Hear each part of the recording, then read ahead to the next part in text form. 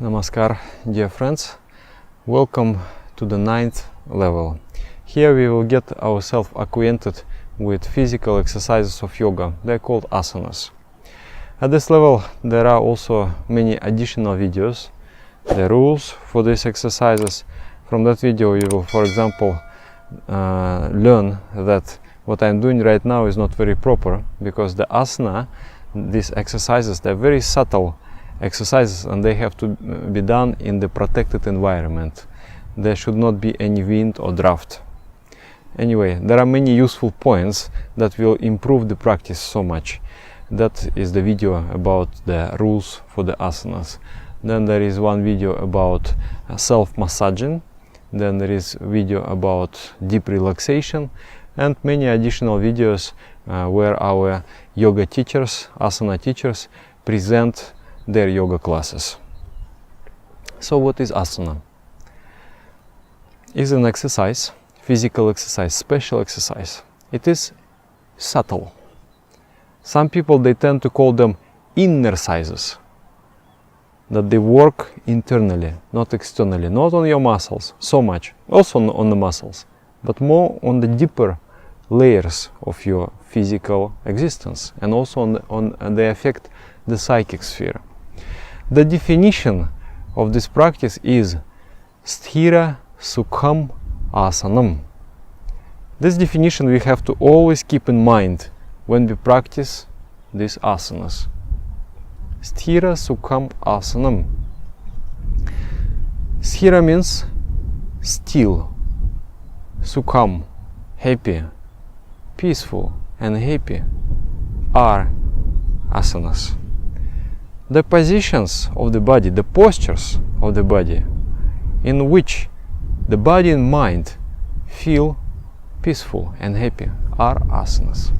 So this is very important definition, because nowadays there is a blending of cultures, Western culture, Eastern culture, and it is very positive process. But while blending, sometimes we lose the spirit also. So with our Western mind, we understand yoga as another kind of sport discipline, physical discipline. But it's not like that. It is a spiritual discipline. So when doing asanas, we have to be guided by this principle, Sthira Sukham Asanam. It means also there should not be any violence over the body. You have to find the middle path between the pain and pleasure, between relaxation and effort. There has to be internal orientation. You have to pay attention to your feelings, to the when your ligaments are stretching, how you feel. Listen to what body says to you, to the pains and to the pleasure, and not pay attention to the external form. Many a time people will try to acquire, because it is cool. I want to be in that asana, I want to be in that posture, I want to show how good am I, and also I want to compete with others. So remember, in these asanas, in this practice, you never compete with anybody, including yourself. You are doing it for your health and for your mental benefits. What are the benefits of asana? Asana is a very thorough exercise. It affects the muscles, it affects the ligaments, it affects the bone structure, it affects internal organs such as liver, heart, kidneys. Most importantly, it affects the glandular system. It affects also the vital energy moving through the body, the airs. You know, in Chinese medicine they believe that the health is in good condition when the chi, the prana, the vital energy flows freely through the channels in the body. And if there is some blockage or stoppage of that energy, slowly person will develop some kind of disease. And their approach is to pierce your skin with the needles, acupuncture, or press points, acupressure. So yoga has a little different approach, but the essence is same. We want that the energy flows freely through our body. So we are stretching the body, removing different blockages. So that is another big benefit of asanas. Muscles, bones, ligaments, internal organs, glandular system, and finally the vital airs moving through the body. This is the effect of those exercises. The most important effect is on glandular system. Glandular system is a government of our body. When you want to affect some change in the society, you don't go person by person. Or, let us take care of ecology, let us have, separate collection of the garbage, let us recycle, let us be conscious. You don't go like that. You go straight to the government, you propose, then the government decides something, they enact some laws that helps people to follow this, and the consciousness of the entire society changes. Of course, you can go from grassroots also, but it will take much longer time. Similarly, in the body, there are common people, muscles, bones, and there are people with the positions, that is, glands. The glands decide whether you should be thin or you should be big. The glands decides whether you should be short or you should be tall. The glands decide whether you should be angry or you should be kind. The glands decide whether you should be irritated or you should be happy, you should be peaceful. So everything in us is decided by the secretions of hormones. A very beautiful, subtle mechanism. Emotion originally comes from the brain. You assess the situation and you feel the response to that situation. But if the glands will not support that initial impulse from the brain, we will not feel anything. For example, with my brain, I repeat Bhavanam Kevalam. Love is all there is. And I think, but nothing happens. Why? Because the glands do not support that ideation. And slowly I have to train my glands to support that. And then once I have trained it, then I close my eyes, I repeat the mantra, and I just go with that flow. It is often that glands support harmful ideations, negative thinking, anger, frustration, depression. The glands have been trained in such functioning during lifetime. Person was thinking constantly something, and the nervous system has become accustomed. The glandular system has become accustomed to this type of secretions, and it comes naturally. Even if the person doesn't want, it still comes. We want to change, but how to change? Because the body is already set. Especially if you are over 40, over 50. What can you do? Then you just accept, I am this way. What can I do? Nothing can be done. But much can be done. On the mental level, on the physical level, it comes very fast. The changes come very fast. I remember, and there was a situation, I was under great stress, tremendous pressure. And I start to become irritated. When I hear the phone rings, I just want to take this phone and throw against the wall. Then I thought, what kind of yogi am I? If I feel this sort of reactions, and then I know a little bit about the biopsychology of yoga. I thought, okay, let me do these exercises. And I started to do. I started to do wheel posture, and Utthata Paschimottanasana, the posture where you bend yourself in half. Within 3 days, the pressure was still tremendous, but I felt so different, so much relief. I would not be irritated, I would just pick up the phone, talk, and solve my problem.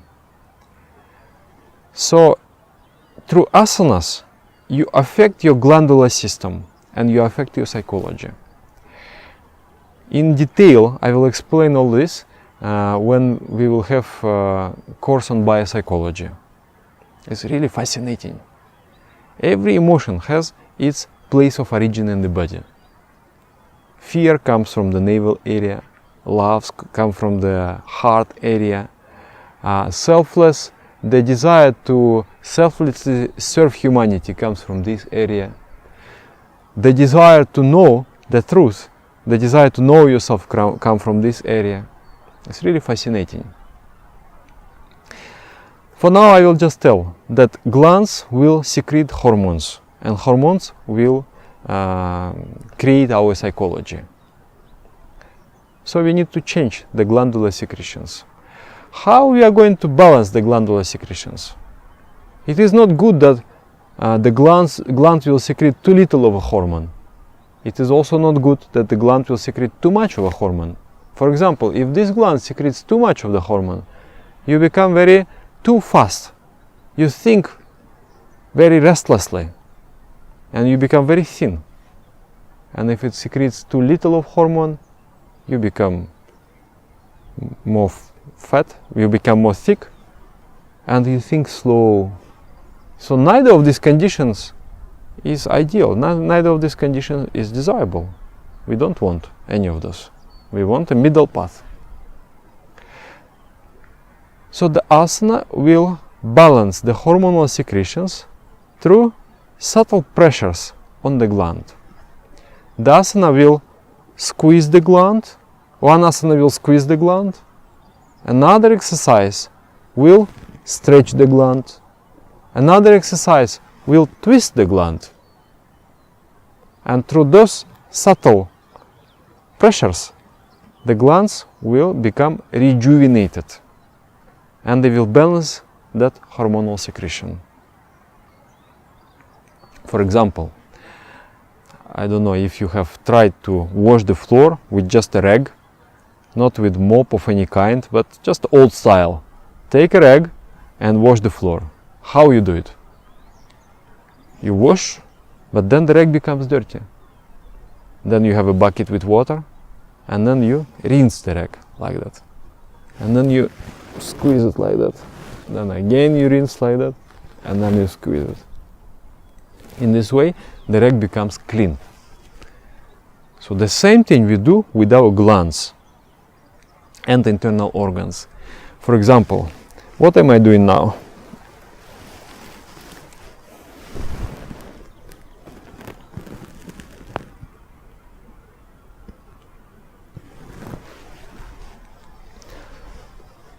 I am twisting the spinal cord. Is also good. The spinal cord becomes healthy. This asana removes different distortions in the spinal cord. And I am also twisting, I am squeezing all the internal organs and all the glands. And this asana will have a powerful effect on my body and mind. So this is, in short, how the asanas affects our physical existence and our mental existence. They restore health and they create a very good balance in the emotional sphere. There are about asanas have been invented many thousand years ago. Yogis, they were practical researchers and they were observing animals, what postures they assume, how they cure their diseases, and they tried to imitate. And they discovered that, there are some benefits in those postures. For example, there is a peacock posture. And they noticed that peacocks, they have a very strong digestion. They can eat the snakes and digest with the poison. So they imitated the peacocks. And they found that digestion becomes very good. And also you become shameless. You know, the peacock, it will open the tail and he will like to, you know, express himself. So also these asanas will affect this psychic, create this psychic ability to express yourself, not to be shy. So in this way they have invented about 50,000 asanas, and then there is asana for everything. But we will not practice 50,000. It is enough for us just several asanas. In the next video I will explain 3 basic asanas. Those 3 basic asanas, they are good to become healthy, to establish a good health, and also they create a proper psychological balance. Those asanas, they have no contraindications. If there are any, you can check, there will be a description under the video. But for the most people, those asanas are suitable. So this was the intro about asanas. I hope you understand and you get inspired for the practice. Your homework will be to do the asanas at least once a day. If you can do twice a day, this is best of the best. And it will take you only 10-15 minutes of your time. But you will feel significant improvement in terms of your psychology and in terms of your physical efficiency and in terms of your energy. You will feel much better. Your digestive system will work much better. Everything will be much better. And also check out all those additional videos. Thank you very much. Namaskar.